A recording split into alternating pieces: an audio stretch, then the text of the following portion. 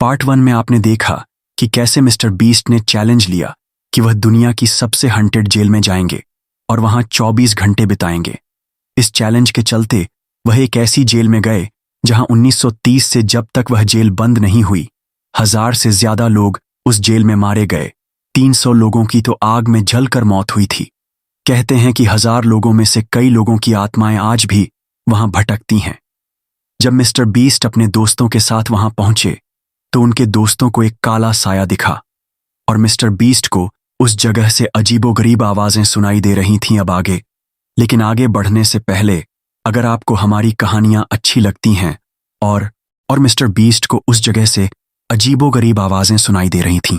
अब आगे, लेकिन आगे बढ़ने से पहले, अगर आपको हमारी कहानियां अच्छी लगती हैं और आपने खूनी मंडे चैनल को अभी तक सब्सक्राइब नहीं किया तो जल्दी से सब्सक्राइब बटन दबाओ और हाँ, बेल आइकन प्रेस करना भी मत भूलना। मिस्टर और उनके सारे दोस्त जेल की हॉल में अपने बेस कैंप पर फिर से इकट्ठा हो गए थे। बेस कैंप पर उन्होंने अपने एक्सपीरियंस शेयर किए और उन्हें कंफर्म होने लगा कि वाकई उस जेल में कुछ ना कुछ पैरानॉर्मल चीजें जरूर हैं। इतने साफ सिग्नल मिलने की वजह से मिस्टर बीस्ट ने सोचा कि उन्हें उस जगह को थोड़ी और देर एक्सप्लोर करना चाहिए। मिस्टर बीस्ट ने सबसे कहा कि अब वह लोग उस हंटेड जेल के अंदर हाइड एंड सीक खेलेंगे ताकि वह उस जेल की अलग अलग जगह पर जा पाए। मिस्टर बीस्ट ने उन्हें चैलेंज दिया कि अगर वह उसे ढूंढ लेते हैं तो वह उन्हें 0 देगा। सब मान गए और मिस्टर बीस्ट जाकर जेल के एक रूम में छुप गया, लेकिन उसके दोस्तों ने उसे आसानी से ढूंढ लिया। फिर उसने डिसाइड किया कि वह सॉलिड कन्फाइनमेंट में जाकर छुपे वही काल कोठरी जो उस पूरे जेल की सबसे डरावनी जगह मानी जाती है। वहां जाकर मिस्टर बीस्ट अपने रिएक्शंस रिकॉर्ड करने लगा। उसे सॉलिड कन्फाइनमेंट का रूम बहुत ज्यादा डरावना लग रहा था, क्योंकि उसमें एक पुराने लोहे का बिस्तर और एक गंदे टॉयलेट के अलावा एक रूह चीर देने वाली खामोशी थी। जैसे ही उसने वीडियो कट किया, उसे एक अजीब सी उदासी महसूस होने लगी और अचानक से उसे एक बहुत ही गंदी बदबू आने लगी।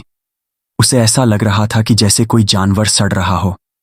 मिस्टर बीस्ट इस जगह के बारे में सोच ही रहा था, लेकिन इतने में ही उसे डोर से किसी का अपना नाम कहने की आवाज आई। Please save me Jimmy. उसने सोचा कि उसके दोस्तों ने उसे फाइनली ढूंढ लिया, तो वह सेल के एक कोने में चला गया और मुड़कर बैठ गया ताकि वह उन्हें डरा सके। तभी उसे वो आवाज फिर से सुनाई दी, लेकिन इस बार वह आवाज उसके कानों के पास से आ रही थी, जो कह रही थी, please save me Jimmy, help me. कोई मिस्टर बीस्ट से उसे बचाने की मदद मांग रहा था। मिस्टर बीस्ट को पहले तो अपने कानों पर बकल भी विश्वास नहीं हुआ, लेकिन फिर उसे लगने लगा कि जैसे उस काल कोठरी में उसके अलावा वहां कोई और भी मौजूद है। लेकिन जब उसने नाइट विजन कैमरा से देखा तो वहां कोई नहीं था, लेकिन वह आवाज अभी भी आ रही थी, please help me, please. Mister beast को ये आवाज क्लियरली सुनाई दे रही थी और उसे ऐसा भी लग रहा था कि कोई इनविजिबल शक्ति उसके आसपास खी है। इन सब से मिस्टर बीस्ट बहुत ज्यादा डर चुका था।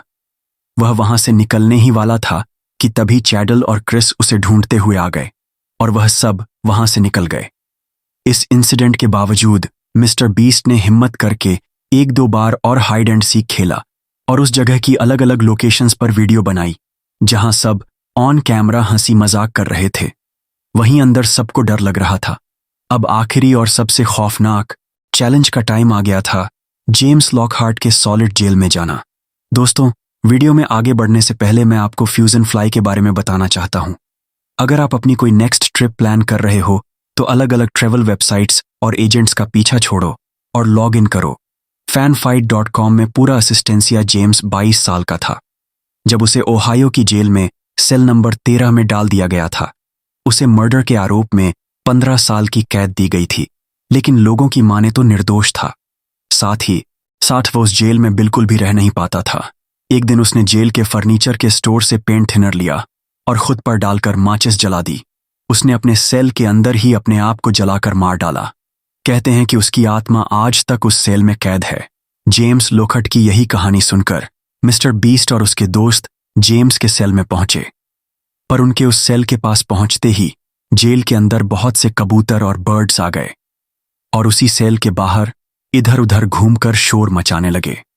मिस्टर बीस्ट और उसकी टीम ने उनके बारे में ज्यादा नहीं सोचा और एक मेटल स्लैब पर ईएमएफ मीटर और साउंड रिकॉर्डर रख के जेम्स से बात करने की कोशिश करने लगे।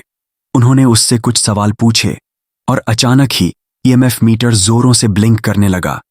उन्होंने सेफ्टी के लिए उस कम्युनिकेशन को वहीं एंड करने का डिसीजन लिया और वो लोग वहां से चले गए। कॉनर ने पॉइंट किया कि शायद जेम्स की आत्मा वहां नहीं थी, क्योंकि कभी कभार मेटल भी ईएमएफ सिग्नल जनरेट कर सकता है। लेकिन तभी वो ईएमएफ मीटर फिर से बज उठा और तभी कॉनर को एकदम से सर्दी लगने लगी और उसका दम घुटने लगा। सबने उसे बिठाया और जेम्स की आत्मा से सवाल पूछने लगे। जब उन्होंने यह पूछा कि क्या वो कॉनर के पास था और उसी की वजह से यह सब हो रहा है, तो ईएमएफ मीटर इतनी जोर से ब्लिंक होने लगा जैसे पहले कभी नहीं हुआ था। कॉर्नर की आंखें एकदम से जलने लगीं और उसको और ठंड लगने लगी। उन्होंने जल्दी से कैमरा कट किया, जिसके बाद कॉर्नर डर के मारे कांपने लगा। उसे वही काला साया फिर से दिखने लगा और इस बार उसका चेहरा कॉर्नर को साफ साफ दिख रहा था। एक जले हुए इंसान का भयानक चेहरा, जिसकी आंखें बिल्कुल काली पड़ी थीं और सर खुला पड़ा था। वह धीरे धीरे कॉर्नर के पास आ रहा था और कॉर्नर दर्द से छटपटा रहा था। यह सब देखकर मिस्टर बीस्ट ने डिसाइड किया कि अब वह बाकी रात हॉल में ही बिताएंगे और कुछ ही घंटों में सुबह हो जाएगी तो वह वहां से निकल जाएंगे। उन सब ने अपने स्लीपिंग बैग्स एक दूसरे के पास लगा लिए और सोने की कोशिश करने लगे। कॉर्नर अभी भी डरा हुआ था। वहीं मिस्टर बीस्ट उसके साथ जो सॉलिड कन्फाइनमेंट और हॉस्पिटल हॉल में हुआ था उसे समझने की कोशिश कर रहा था। दोनों ने एक एक पेनकिलर खाई और सब कुछ भुलाकर सोने की कोशिश करने लगे। तारिक सबका एक सोने वाला शॉट लेकर जैसे ही सोने जाने वाला था, तभी एकदम से बंद वॉकी टॉकी अपने आप से फिर से बज उठा। उस वकी टॉकी से एक अजीब सी आवाज आई, मैं जेम्स हूं, मुझे प्लीज इस गैस से निकालो, हेल्प। ये आवाज आते ही वकी टॉकी अपने आप ऑफ हो गया। तारिक पूरी रात डर के मारे सो नहीं पाया। अगली सुबह उन्होंने वीडियो खत्म की और घर चले गए। मिस्टर बीस्ट ने वीडियो में कुछ एविडेंसेस रखे और कुछ वह रिकॉर्ड ही नहीं कर पाए, क्योंकि उन्हें समझ ही नहीं आ रहा था कि वह सब सच में हुआ था या उनका दिमाग उनके साथ खेल खेल रहा था। आपको क्या लगता है, ये सब सच था? क्या सच में ओहायो प्रिजन हंटेड है? और क्या कभी आप ऐसा कोई हॉरर चैलेंज करेंगे? हमें कमेंट्स में जरूर बताइए। और हाँ, खूनी मंडे को भी मिस्टर बीस्ट की तरह एक बहुत ही बड़ा चैनल बनाना है, तो जल्दी से खूनी मंडे को सब्सक्राइब करो और हमारे क्राइम चैनल पर हमारी नई स्टोरी रेणुका स्वामी मर्डर केस चेकआउट जरूर करना। हमने पूरी स्टोरी एक्सप्लेन की है कि कैसे एक पॉपुलर फिल्म सुपरस्टार ने अपने सबसे बड़े फैन की जान ले ली। इस केस को बिल्कुल भी मिस मत करना और साथ ही क्राइम शो को भी सब्सक्राइब करना, मिस मत करना।